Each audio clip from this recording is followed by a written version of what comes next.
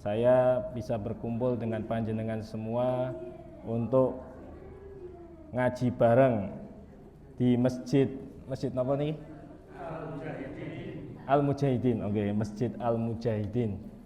Mugi-mugi perkumpulan kita pada kesempatan malam hari ini di tempat yang mulia yaitu rumahnya Allah, Masjid Al-Mujahidin, besok menjadi saksi di hari kiamat bahwasanya kita pernah bersama-sama untuk bertakwa kepada Allah Subhanahu wa taala. Amin ya rabbal alamin. Baik Bapak Ibu yang kula hormati, sebelum kita mulai kajian, karena kita berada di masjid, sebagaimana riwayat dari Nabi Muhammad SAW, ketika kita berada di masjid disunahkan untuk i'tikaf. Saya mengingatkan kepada panjenengan, ayo kita bareng-bareng baca niat i'tikaf. Ayo kita bareng-bareng baca niat i'tikaf dulu. Bismillahirrahmanirrahim. Nawaitu al-i'tikaf muddata iqamati fi hadal masjid lillahi ta'ala. Amin ya rabbal alamin. Baik Bapak Ibu yang dirahmati oleh Allah, dalam kesempatan ini saya akan sharing mengkaji tentang fikih kurban. Kenapa fikih kurban perlu dikaji? Karena sebentar lagi kita memasuki hari raya Idul Adha. Sebentar lagi kita memasuki bulan Dzulhijjah. Dan salah satu hal yang disunahkan oleh para ulama ketika kita memasuki hari raya kurban, wabil khusus kepada panitia, takmir masjid, dan orang-orang yang akan melaksanakan kurban itu harus mempelajari hukum-hukum kurban. Sehingga kula panjenengan sami ibadahnya sesuai dengan tuntunan yang dibawa oleh Nabi Muhammad SAW. Baik Bapak Ibu yang kula hormati, yang pertama definisi kurban. Jadi sebelum kita mengenal kurban, kita harus tahu kurban itu apa sih.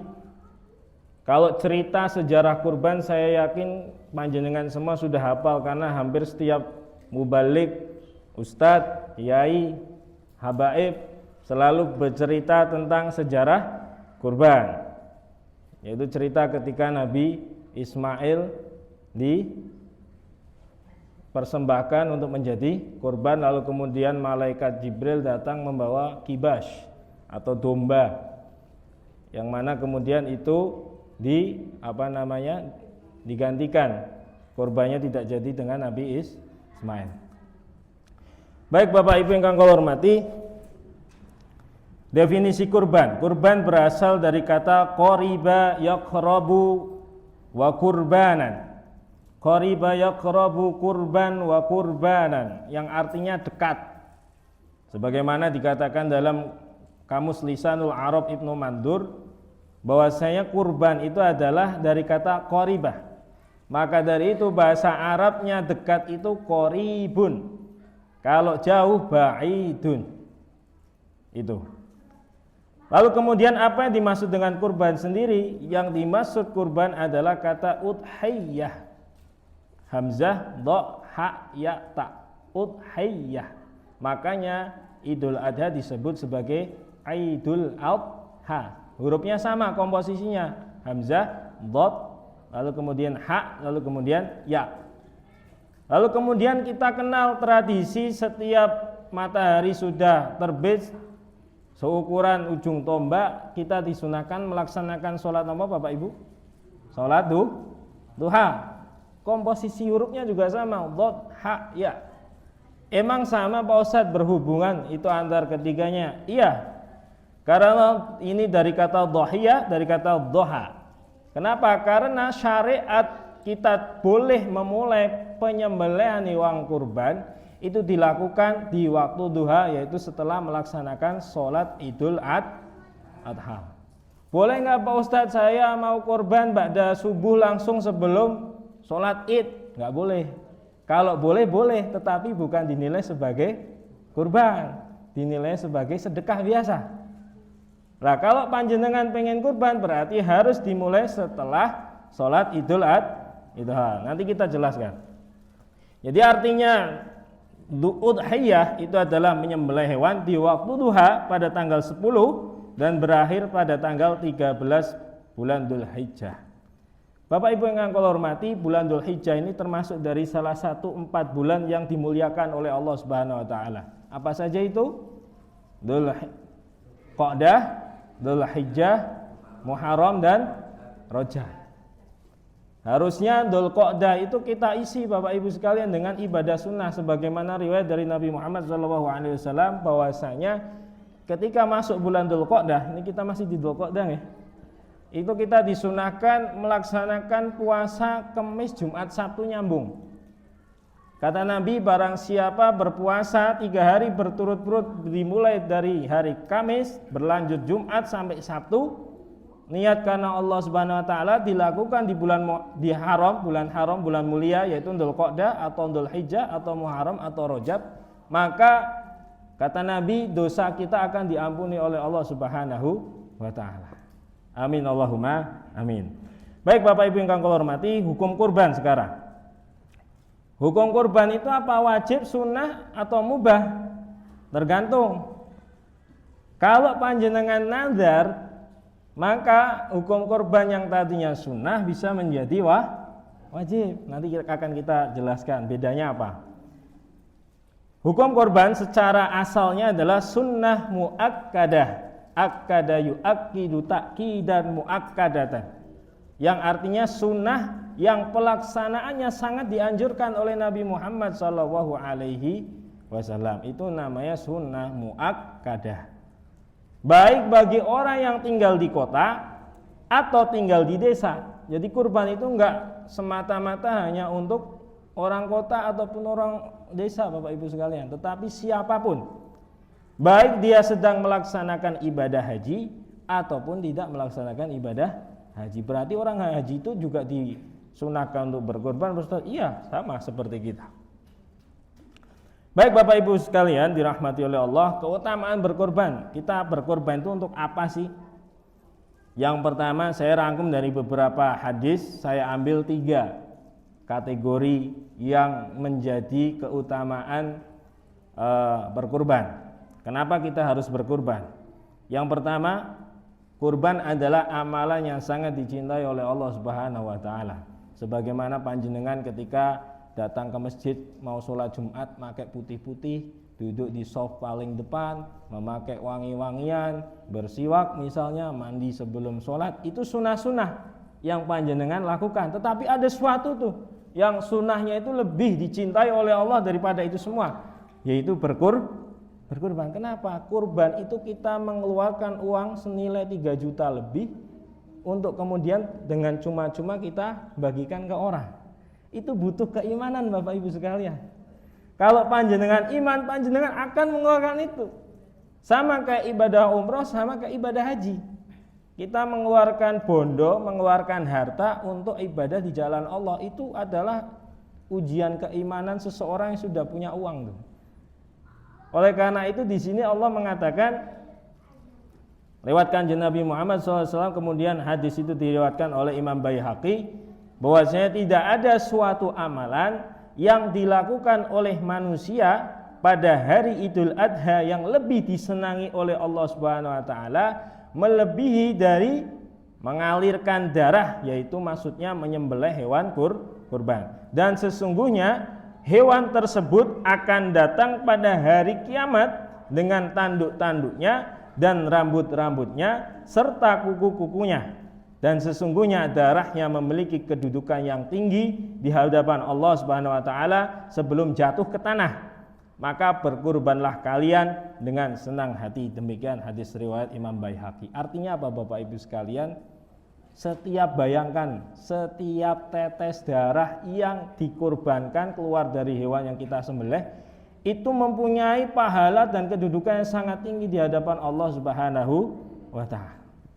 Pak Ustadz, kalau saya udah kurban, kemarin istri saya, tahun sebelumnya anak saya, tahun sebelumnya lagi saya, terus saya mau kurban ini bingung Pak Ustadz, karena sudah kurban terus tiap tahun. Saya kurban untuk siapa dong? Untuk orang tua saya juga sudah Pak Ustadz. Dilala ini ceritanya orang punya duit nih Bapak Ibu sekalian, turah-turah duitnya. Terus dia bingung, semua orang tuanya sudah dikurbankan. Namanya itu Lalu kemudian anak istrinya sudah juga. Terus dia masih punya duit tuh, buat haji sudah, buat umroh hampir tiap tahun. Mau kurban, bingung namanya siapa. Nggak usah bingung Bapak Ibu sekalian dirahmati oleh Allah. Riwayat dari beberapa guru kami, salah satunya adalah Habib Zain bin Smith. Beliau seorang alim alama yang tinggal di kota Madinah. Beliau mengatakan, barang siapa beribadah, kemudian kita pahalanya itu kita hadiahkan kepada para sahabat Nabi Muhammad SAW, seperti siapa? Abu Bakar As-Siddiq, Umar bin Khattab, lalu siapa lagi Bapak Ibu? Utsman bin Affan, Ali bin Abi Thalib. Kita antri itu namanya. Kita hadiahkan pahala ibadah kita untuk beliau-beliau. Misalkan kurbannya sudah semua tadi konteksnya. Tahun ini saya mau kurban, niat kurban saya untuk Sayyidina Abu Bakar As-Siddiq. Boleh nggak? Sangat dianjurkan. Kenapa Bapak Ibu sekalian? Karena ketika kita beribadah, pahala kita hadiahkan kepada para sahabat Nabi, itu pasti, garis bawahi, itu pasti diterima oleh Allah Subhanahu wa taala. Yang kedua, besok ketika kita meninggal dunia, masuk liang lahat, alam kubur, malaikat datang nanyain kita. Langsung setelah itu para sahabat yang kita hadiahkan pahala ibadah kita kepada beliau-beliau itu menyambut kita Bapak Ibu sekalian. Kita disambut oleh mereka. Misalkan ibu pengen kurban, sudah semua. Saya niat kurban untuk Sayyidah Khadijah. Kenapa? Karena Sayyidah Khadijah sangat berjasa dalam menyebarkan agama Islam.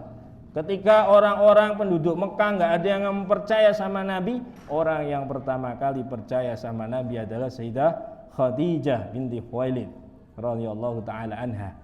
Maka sah di situ. Kalau sahabat semua sudah habis, gimana Pak Ustadz misalnya? Ya silakan panjenengan korban untuk para imam madhab, misalnya Imam Syafi'i, Imam Maliki, Imam Hambali, Imam Hanafi. Dan niatkan untuk beliau-beliau supaya apa? Besok ketika kita meninggal dunia akan disambut oleh mereka. Amin Allahumma amin.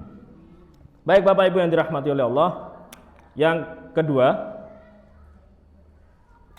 yaitu hewan kurban kita menjadi tunggangan kita melewati jembatan atau sirat al-mustaqim, yaitu jembatan ketika kita sudah dikumpulkan di padang mahsyar, kemudian kita sudah dihisab amal ibadah kita, sudah ditimbang baik buruk kita, lalu kemudian tibalah saatnya untuk menuju ke tempat masing-masing. Kita melewati namanya jembatan Shiratal Mustaqim. Jembatan Shiratal Mustaqim bagaimana? Di beberapa riwayat diceritakan kesulitannya itu seperti rambut satu helai yang dibelah menjadi 7, cilik banget. Nah terus bagaimana melewatinya? Ya bejo-bejonan Bapak Ibu sekalian. Maka dari itu Nabi Muhammad mengatakan, hadis riwayat dari Imam Baihaqi juga, bahwasanya agungkanlah hewan kurban kalian, maka sesungguhnya ia akan menjadi tunggangan bagi kalian untuk lewat di atas sirat. Itu dikatakan dalam kitab Muqnil Muhtaj. Artinya apa? Yaitu paling utamanya udhiyah adalah yang paling mahalnya dan paling baiknya. Maksudnya gimana Bapak Ibu sekalian? Maksudnya adalah ketika panjenengan mampu untuk berkorban, belilah hewan terbaik. Jangan mentang-mentang kurban 3 juta ini dapat kambing lumayan lah daripada 4 juta, 1 jutanya masih bisa disimpan. Jangan seperti itu. Beli kambing yang paling bagus Bapak Ibu sekalian. Beli sapi yang paling gemuk. Misalkan patungan berapa? 7 orang 4 jutaan. Beli hewan yang paling bagus, nggak ada cacatnya, tanduknya utuh. Meskipun ada sebagian riwayat mengatakan kalau tanduknya pecah satu masih bisa untuk dikurbankan. Tetapi kita cari hewan terbaik, yang paling mahal, yang paling baik, gitu. Baik Bapak Ibu yang dirahmati oleh Allah, keutamaan berkorban selanjutnya adalah pahalanya sangat besar di setiap tetesan darahnya. Hal ini diriwayatkan dari sahabat Nabi, yaitu Zaid bin Arqam radhiyallahu an. Dia berkata, mereka yaitu para sahabat bertanya kepada Rasulullah SAW. Mereka bertanya, jadi ceritanya waktu itu Bapak Ibu sekalian, sahabat lagi ngaji kayak gini sama Nabi itu. Lalu kemudian di antara mereka ada namanya Zaid bin Arqam. Dia tanya sama Nabi, ya Rasulullah, apakah udhiyah ini, sembelihan ini tuh gimana sih? Ada sahabat yang nggak ngerti tuh, pengen tahu gitu. Kemudian dijawab oleh Nabi, yaitu amalan sunnah yang diajarkan oleh ayah kalian, yaitu Nabi Ibrahim alaihis salam. Jadi amalan ini adalah amalan tradisi agama lawas, agama lama. Emang kita sebagian besar agama kita selain dari Nabi Muhammad SAW itu syariat nabi-nabi sebelum kita. Contohnya apa? Contohnya adalah istinja. Istinja dulu itu nggak ada Pak Bu, orang habis buang air terus kemudian bersuci dengan air, itu nggak ada. Kecuali kemudian Allah Subhanahu Wa Taala mewahyukan kepada Nabi Ibrahim alaihissalam ketika di Quran beliau mengatakan Rabbana waja'alna muslimaini laka wa min dzurriyyati Rabbana waja'alna muslimaini laka yang muslimatan laka wa arina manasikana. Di situ Nabi Ibrahim berdoa, ya Allah, jangan cuma dijadikan orang-orang yang muslim saja keturunanku, tetapi wa arina manasikana.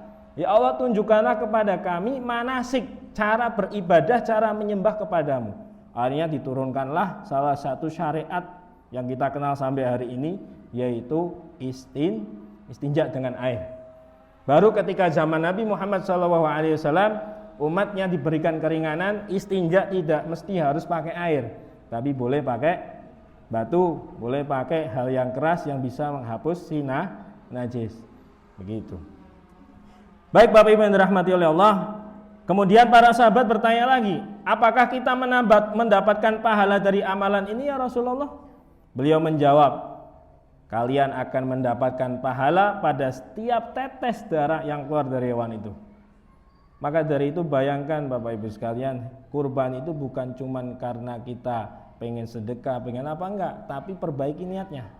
Kita memang cinta sama Nabi, kita pengen deket sama Allah. Caranya gimana? Ya semua perintahnya kita laksanakan, baik sunnah ataupun wajib. Kalau wajibnya sudah, ya sunnahnya begitu. Dan bagi orang yang mampu ini hukumnya bukan sunnah muakkadah lagi, ada yang mengatakan sampai derajat diwajibkan gitu. Karena ada beberapa daerah Bapak Ibu sekalian, di situ orangnya mampu. Saya pernah mendapati suatu daerah itu, daerah situ terkenal dengan petani yang kaya-kaya, rumahnya magrong-magrong, mobilnya enggak cuma satu, tapi masjidnya kalau Idul Adha yang korban itu cuma 2 orang, 2 ekor kambing. Jadi sangat jauh sekali gitu. Maka dari itu artinya pengetahuan, wawasan keagamaan hal semacam ini perlu disampaikan. Baik Bapak Ibu yang dirahmati oleh Allah, sekarang kita bahas niat berkurban. Niat berkurban itu macam-macam.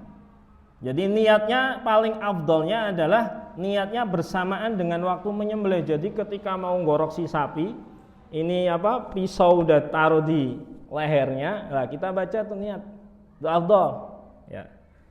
Tapi kalau niat sebelum menyembelih boleh nggak Pak Ustadz? Boleh.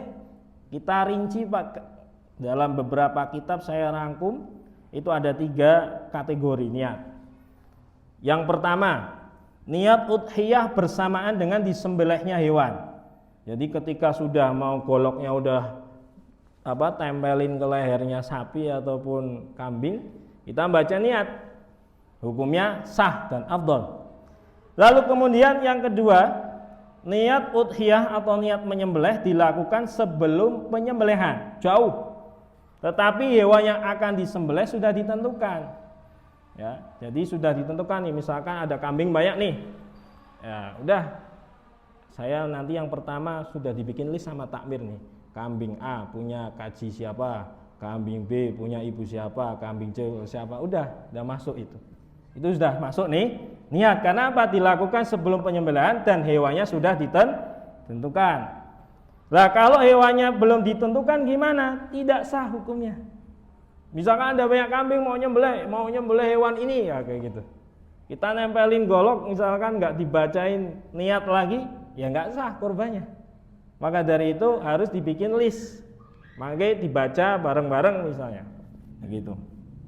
Terus yang ketiga, niat sembelihnya itu setelah penyembelihan hewan kurban. Jadi setelah selesai disembelih, cuman baca Bismillah, habis itu lupa, nggak baca niat kurban, Gimana hukumnya? Tidak sah. Itu dianggap sebagai ya cuman sedekah biasa gitu. Makanya saya kemudian mengambil niat yang diajarkan oleh guru-guru saya, niat berkurban. Ini nanti bisa diambil, dibaca oleh Bapak yang nanti bertugas sebagai pemotong hewan atau tukang jagalnya, atau nanti boleh takmir ngasih bacaan niat ini. Jadi niatnya begini, ini sudah kami rangkum, termasuk sunah-sunah sebelum baca niat itu apa saja, takbir 3 kali, sholawat dan lain sebagainya, kita sudah jadi satu. Jadi ini udah lengkap ya. Jadi bacanya pertama adalah ini sudah ditampilkan ya. Bismillahi wallahu akbar. Wa sallallahu ala sayyidina Muhammadin wa ala alihi wa sahbihi wa sallam. Allahu akbar, Allahu akbar, Allahu akbar walillahil hamd. Allahumma laka wa ilaika. Ya Allah, untukmu dan kepadamu. Allahumma hadhihi udhiyatu fulan bin fulan. Ya Allah, ini adalah kurbannya siapa? Sebut namanya Bapak Ibu sekalian. Damuha bidamihi. Darahnya si hewan itu diikat dengan darahnya orang yang berkorban. Walahmuha bilahmihi, dagingnya diikatkan dengan dagingnya yang berkorban. Wa atmuha bi'atmihi, tulangnya diikatkan dengan tulang yang berkorban. Wa jilduha bijildihi, kulitnya diikatkan dengan kulit yang berkorban. Wa sya'ruha bisya'rihi, dan rambutnya diikatkan dengan rambut yang berkorban. Allahumma ja'alha fidaan, ya Allah, jadikanlah ini sebagai penebus untuk siapa? Li fulan bin fulan, disebut namanya lagi yang seperti di atas. Lalu baca Allahumma waqbalha minhu. Ini riwayat dari Nabi. Jadi setelah kurban kita baca Allahumma taqabbal hadza. Ya Allah, terimalah kurban ini dari orang yang bersangkutan minhu. Kama taqabbaltaha, sebagaimana engkau menerima kurban itu min khalilika, dari kekasihmu yaitu Ibrahim, Nabi Ibrahim alaihissalam, wa habibika, dan kekasihmu yaitu Muhammadin, Nabi Muhammad alaihi wassalatu wassalam. Begitu. Itu dibaca niatnya, insyaallah itu sesuai yang diajarkan oleh Nabi, yaitu sebelum baca takbir, sholawat, lalu setelah disebutkan namanya kita baca Allahumma waqbalha minhu, dan kita sambungkan sebagaimana Allah mengabulkan menerima ibadah kurbannya Nabi Muhammad dan menerima ibadah kurbannya Nabi Ibrahim ketika dulu pertama kali diperintahkan oleh Allah. Kita minta sama Allah, ya Allah, terima juga dong ibadah saya kayak ibadahnya kekasihmu dua itu, gitu loh. Jadi itu merayu Tuhan, merayu Gusti Allah. Baik Bapak Ibu yang dirahmati oleh Allah, waktu untuk berkurban itu saya bagi dua, dimulai kapan, berakhir kapan, supaya nggak bingung. Yang pertama, kapan kurban dimulai? Yaitu setelah terbitnya matahari di hari raya Idul Adha, dan setelah berlalunya waktu yang cukup untuk melaksanakan sholat id 2 rakaat dan 2 kali khutbah. Jadi nggak boleh misalkan ada pengurus takmir yang ide, khutbahnya belum selesai, sholat idnya ya memang betul udah selesai, tapi khutbahnya belum selesai, dia sudah nyembelih kambingnya duluan. Sah nggak? Nggak sah.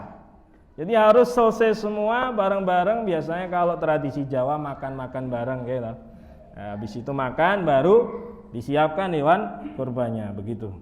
Lalu berakhirnya kapan? Berakhirnya yaitu terbenamnya matahari atau waktu maghrib pada tanggal 13 Dzulhijjah atau di akhir hari tasyrik. Baik Bapak Ibu yang dirahmati oleh Allah, dinamakan hari tasyrik itu kenapa? Tasyrik itu dari kata bahasa Arab syarraqa yusyarriqu tasyriqan, dari kata syarq yang artinya timur, yang artinya matahari, karena matahari terbit dari timur. Kenapa kok hari matahari Pak Ustadz? Soalnya Bapak Ibu sekalian dirahmati oleh Allah, dulu di zaman Nabi itu orang kalau kurban kan lama itu daging banyak. Orang Arab tuh punya tradisi menjemur daging. Jadi dagingnya nggak disimpan kayak orang kita masuk freezer Pak, belum ada freezer itu. Jadi caranya biar awet gimana? Nggak mungkin ngabisin daging 20 kilo dalam 1 hari, kan gitu. Hanya digantung atau dijemur. Nah, penjemuran dalam bahasa Arab itu namanya tasyriq. Orang yang menjemur namanya musyarriq. Gitu. Makanya hari tasyrik itu hari menjemur daging. Jadi masih boleh nyembelih di hari itu, begitu. Baik Bapak Ibu yang dirahmati oleh Allah, adab-adab menyembelih hewan. Yang pertama, nah ini penting nih dicatat nggih. Jangan sampai kita mau ngorban hewan tapi kita nggak berperi kehewanan gitu. Artinya apa? Yang pertama harus kita sayangi itu binatangnya. Yang pertama, berniat sebagaimana niatnya Nabi Muhammad ketika menyembelih hewan, seperti yang tadi saya contohkan, yaitu ya Allah, terimalah hewan kurban ini sebagaimana engkau menerima hewan kurban Nabi Ibrahim dan Nabi Muhammad. Begitu. Jadi sembelih. Jadi kita sambungkan niat kita dengan niat Nabi Muhammad SAW. Lah, dalam ilmu agama menyambungkan niat kita dengan niat orang-orang soleh, niatnya para nabi, itu disebut dengan irtibat. Jadi kita menyambungkan. Ibarat kita ini Pak, Bu, kita itu orang banyak dosa ya. Ibadah masih kumat-kumatan, misalnya belum istiqomah, nggak apa-apa.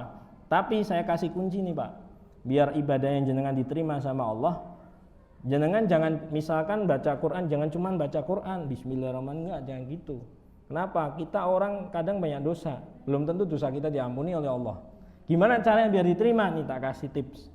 Jadi sebelum baca Quran, sebelum melakukan ibadah apapun, jenengan tenangkan diri, ya. Sudah tenang, terus baca niat. Ya Allah, saya niat melakukan ibadah ini, misalkan ya Allah, saya niat baca Quran sebagaimana niat para nabimu, Nabi Muhammad SAW, dan niat para sahabat ketika membaca Quran. Ya Allah, jadikan niatku seperti niat mereka. Itu insya Allah Pak, bacaan yang jenengan yang mungkin ya jauh dari keistiqomahan, tapi karena niat kita disambungkan dengan niat orang-orang soleh, niatnya para sahabat, niatnya Nabi Muhammad, malaikat langsung, wah pinter juga nih ya Mbak nih. Akhirnya langsung jatuh, ya udahlah saya terima, inti udah bawa Nabi Muhammad sih, kayak gitu. Ya itu namanya adalah tips ya, ngeprank malaikat begitu. Baik Bapak Ibu yang dirahmati oleh Allah, yang kedua setelah kita niatnya disambungkan dengan niat Nabi Muhammad SAW, yaitu menghadapkan hewan sembelihan ke arah kiblat. Ya, diarahkan kiblat. Hewannya nggak boleh ngadep ke selain kiblat. Lalu kemudian orang yang menyembelih hewan dianjurkan menghadap kiblat juga. Jadi sama-sama hewannya, misalkan lehernya sapi dihadapkan sono kiblat nih sini ya. Ya, yang menyembelih dari sini. Wah, tadi goroknya dari sini gitu kan. Jadi sama-sama leher sapi ngadep kiblat, lalu kemudian yang menyembelih juga ngadep kiblat. Yang keempat, adab yang keempat adalah menyebut nama Allah dan memperbanyak takbir sebelum menyembelih. Nah, boleh nanti setelah baca niat itu ditambahi takbirnya, misalkan takbir bareng-bareng. Allahu Akbar, Allahu Akbar, Allahu Akbar. Ila akhirihi, sampai akhir itu jamaah yang hadir, yang mau, biasa kan yang mau nonton hewan kurban mau disembelih itu banyak tuh. Ya itu diajak takbiran aja, sekali aja cukup. Ya. Terus kemudian meletakkan telapak kaki penyembelih hewan di leher hewan. Jadi sering kita lihat kan telapak kaki kanannya tukang jagalnya itu naruh di lehernya hewan. Tujuannya apa? Satu, hewannya biar tenang Pak. Dan ini adalah sunnah Nabi gitu. Nabi dulu sebelum menyembelih begitu juga caranya, begitu. Terus kemudian tidak menyembelih hewan di hadapan hewan yang lain yang akan disembelih. Jadi kalau misalkan tempat penyembelihan di sini, parkir sapi sama kambingnya jangan di situ juga Pak, kasihan. Dia melihat temennya dijagal satu-satu tuh, ya. Itu gimana hukumnya? Makruh. Nabi melarang kita untuk melakukan seperti itu. Kenapa? Karena ditanya sama Nabi, kamu pengen bunuh itu 2 kali, pengen bunuh hewan 2 kali, bunuh mentalnya dulu baru bunuh fisiknya, nggak boleh. Jadi kita disuruh untuk nyembelih itu dijauhkan dari hewan-hewan yang lain gitu. Jangan parkirnya sapi, kambing di sini, nyembelih di situ. Sudah ngasah goloknya di depannya dia lagi. Itu tambah meronta-ronta Pak. Pantas banyak kasus sapi kabur sebelum disembelih karena dia udah lihat temannya, waduh temanku mati nih. Aku nggak mau lah gitu. Ya, maka dari itu Nabi mengatakan kalau mau nyembelih hewan jangan dihadapkan dengan teman-temannya yang mau disembelih juga, kasihan gitu. Baik, yang ketiga, yang selanjutnya yaitu tidak menyembelih hewan di hadapan induknya karena hukumnya makruh. Jadi nggak boleh tuh ada maknya si kambing dilalas sama-sama mau dikorbanin tuh, umurnya udah masuk. Anaknya disembelih depan ibunya kan, kasihan ibunya nangis gitu ya. Makanya Bapak Ibu sekalian, di dalam tafsir Baghawi dikatakan salah satu sebab dicobanya bapaknya Nabi Yusuf siapa? Pak? Nabi Yakub. Dicobanya Nabi Yakub itu karena dulu Nabi Yakub pernah nyembelih anak lembu, anak sapi, ijlan bahasa Arabnya, ijl gitu. Itu disembelih di depan induknya. Sehingga si sapi itu mungkin doa sama Allah tuh, ya Allah ini orang nggak tahu adab ini, masa anakku disembelih di depanku, ya aku ngerti aku mau dikorbankan tapi ya nggak kayak gitulah gitu. Ayo protes. Nah ternyata protesnya si induk sapi itu didengar oleh Allah. Lalu kemudian Nabi Yakub dicoba tuh, anak yang paling dikasihi, disayangi juga hilang tuh ya, bahkan dilaporkan disembelih juga kan, padahal walaupun kenyataannya nggak disembelih. Jadi Nabi Yakub dikasih ujian sebagaimana si induk sapi dulu merasakannya begitu Pak. Dan ini disebutkan oleh para ulama, salah satunya di kitab Tafsir Al-Baghawi, ketika menyebutkan cerita Nabi Yusuf. Baik Bapak Ibu yang dirahmati oleh Allah, adab selanjutnya itu memberi makan dan minum kepada hewan yang akan disembelih sebelum menyembelihnya. Jadi dikasih makan, jangan mentang-mentang wah bentar lagi juga mau disembelih Pak Ustadz, tanggung paling nanti jadi kotoran. Ini jangan gitu ya. Tetap kita kasih makanan, kasih minuman, dienak-enakin lah pokoknya gitu. Terus adab selanjutnya membaringkan hewan yang akan disembelih dengan lemah lembut. Jadi jangan mentang-mentang sapi ataupun kambing main banting aja blek kayak gitu. Itu nggak boleh. Harus kita dengan lemah lembut. Makanya ada beberapa masjid itu bikin ide bagus tuh. Jadi sebelum hewannya disembelih masukin ke kayak besi itu ya, dikunci lalu kemudian dibalikin pelan-pelan. Nah itu tidak menyakiti hewan itu. Begitu. Itu adab yang diajarkan oleh Nabi Muhammad sallallahu alaihi wasallam. Lalu kemudian adab selanjutnya yaitu menggiring hewan ke tempat penyembelihan dengan cara yang baik dan lembut berdasarkan hadis Nabi riwayat dari Abdul Razak. Jadi hadis ini menceritakan gini Pak ceritanya. Waktu itu ada kambing mau disembelih nih, dia kabur. Karena hewan itu kan semuanya tunduk sama Nabi Muhammad tuh. Akhirnya dia kaburnya itu ke tempatnya Rasulullah Pak, wadul sama Nabi Muhammad. Nabi kan bisa memahami bahasa hewan. Akhirnya ditanya si kambing itu, kamu kenapa kok lari nangis ke sini tuh? Saya diperlakukan nggak baik ya Rasulullah. Ya udah nggak apa-apa, kamu kan mau dikorbankan, bahagialah karena kamu bentar lagi masuk surga sama mbok-mbokmu juga gitu kan. Terus akhirnya apa? Nabi langsung datangin tuh tempat penjagalan. Ini kambing siapa ini gitu? Saya Rasulullah. Wah kamu nggak boleh kayak gini. Ini tadi kambingnya nangis-nangis, lapor ke saya karena diperlakukan nggak baik, diseret-seret aja udah. Ya kamu harus baik menggiring hewan ketika mau disembelih. Dan ini diriwayatkan oleh Abdul Razak. Oleh karena ini hadis menjadi pedoman bahwasanya ketika mau menggiring hewan ke tempat penyembelihan harus dengan cara yang baik begitu. Lalu kemudian Bapak Ibu yang dirahmati oleh Allah, adab yang selanjutnya itu menajamkan pisau yang akan digunakan untuk menyembelih. Jadi pisaunya itu atau alatud dabah ya. Kan salah satu rukun dalam berkorban itu ada beberapa. Yang pertama adalah ad-dabhu, aktivitasnya. Itu harus memutus dua urat nafas dan urat makanan. Lalu kemudian dabih itu orang yang menyembelih harus muslim, nggak boleh kafir, harus mumayyiz, bisa membedakan mana baik mana buruk dan dipercaya orangnya bisa ngerti babakan persembelihan.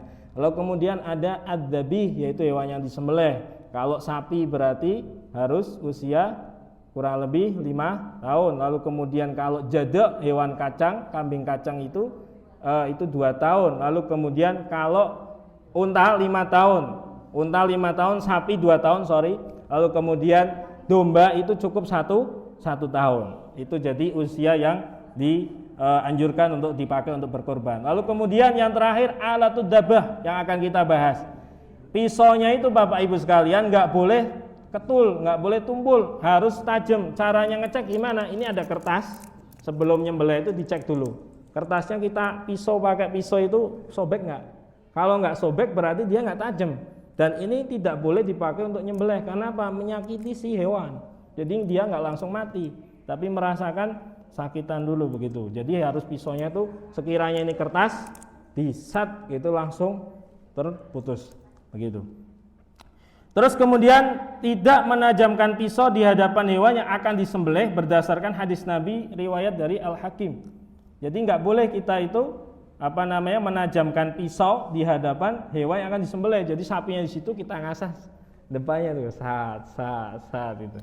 Otomatis sih hewan itu merasa, wah, aku mati nih bentar lagi nih. Nah, itu nggak boleh ya. Jadi harus biasanya jauh. Oh ya.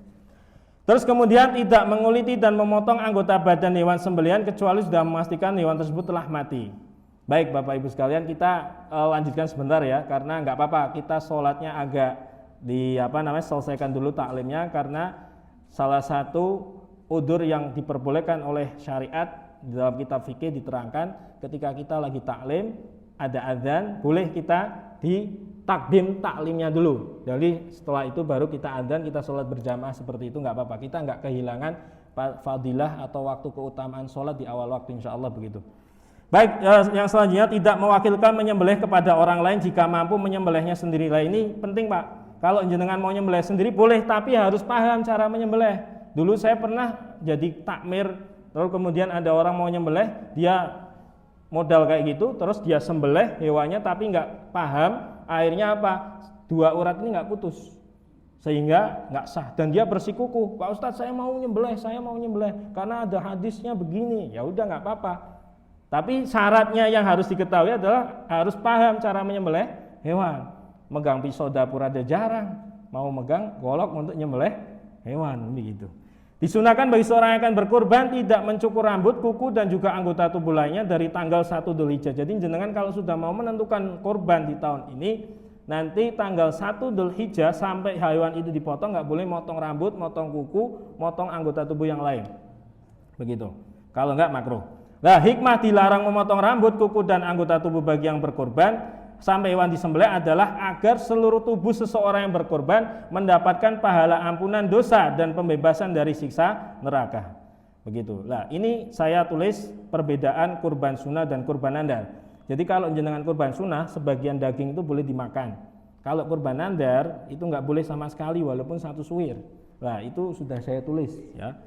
Lebih utama dibagi menjadi 3 bagian. Jadi misalkan jumlah dagingnya 50 kilo, 50 bagi 3, sepertiga untuk fakir miskin, sepertiga untuk sedulur-sedulur, kerabat keluarga, sepertiga untuk dimakan sendiri. Jadi kita ambilnya sepertiganya itu, gitu. Dan cara paling sempurna adalah orang yang berkorban cukup ngambil sedikit, 1 suapan, 2 suapan, sisanya dibagikan semua kepada orang yang membutuhkan. Ini cara yang afdal. Dan bagian yang paling utama untuk dimakan bagi orang yang berkorban adalah hati si hewan itu. Kenapa? Karena itu saya tulis makanan penduduk surga adalah hati ikan.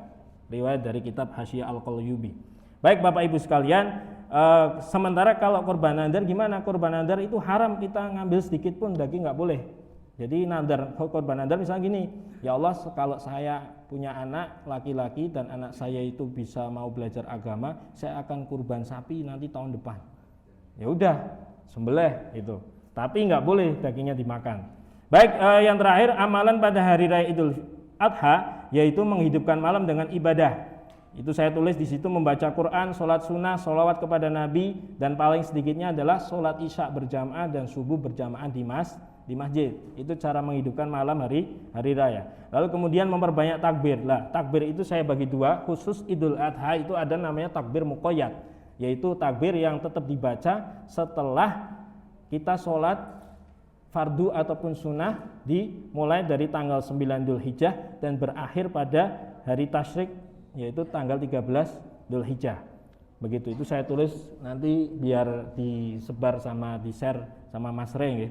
Jadi itu bisa dipelajari nanti barangkali jenengan pengen mempelajari sendiri.